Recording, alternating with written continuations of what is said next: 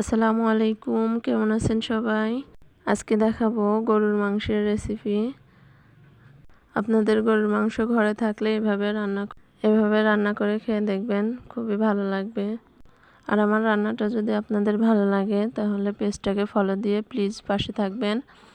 তো চলে যাব এবার রান্নাতে। প্রথমে কড়াইতে আমি দিয়ে দেব তেল।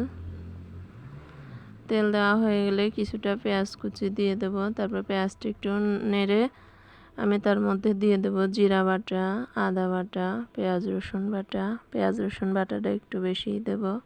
তারপর এর মধ্যে দিয়ে দেব লবণ, মরিচের গুঁড়া, হলুদের গুঁড়া দিয়ে মশলাটা আমি ভালো করে কষিয়ে নেব।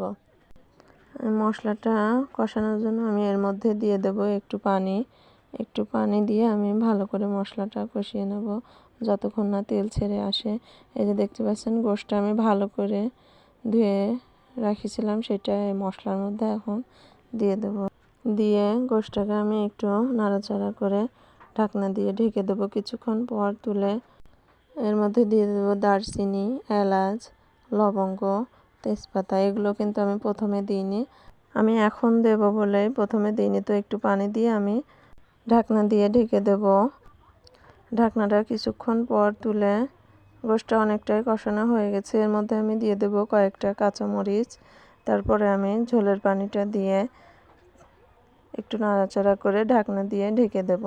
কিছুক্ষণ পর ঢাকনাটা তুলে আমার গোশটা প্রায় হয়ে গেছে, আমি একটু তুলে দেখেছি একটু সিদ্ধ হয়ে গেছে। এখন আমি ভাজা মশলাটা দিয়ে একটু ঢাকা দিয়ে রেখে তারপর নামিয়ে নেব। এত দারুণ বাসনা বেড়েছে, তেমন কালারটা অনেক সুন্দর আর খেতে অনেক টেস্টি হয়েছে। আল্লাহ হাফেজ।